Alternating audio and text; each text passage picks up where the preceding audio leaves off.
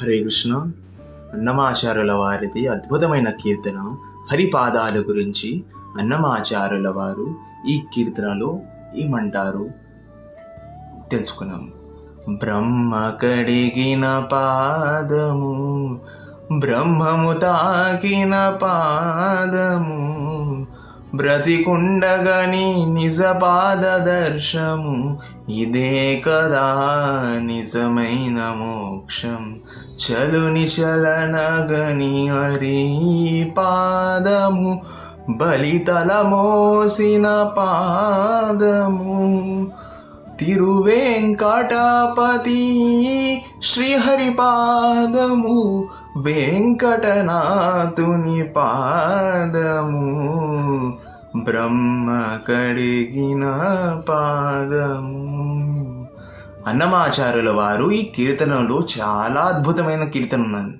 ఈ కీర్తనలో చాలా డీప్ మీనింగ్ ఉంది. అన్నమాచార్యుల వారు అంటాడు, స్వామివారి పాదాలు సాధారణమైన పాదాలు కాదు, బ్రహ్మదేవుడు కడిగిన పాదాలు అవి.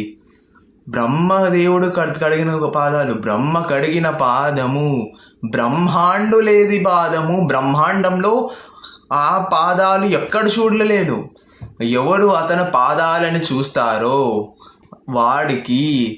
వాడికి మోక్షాన్ని లభిస్తుంది. బలితలని మోసిన పాదము హరిపాదము. ఆ భగవంతుని నిజపాద దర్శనం ఎవరికి జరుగుతుంది, అదే నిజమైన మోక్షం.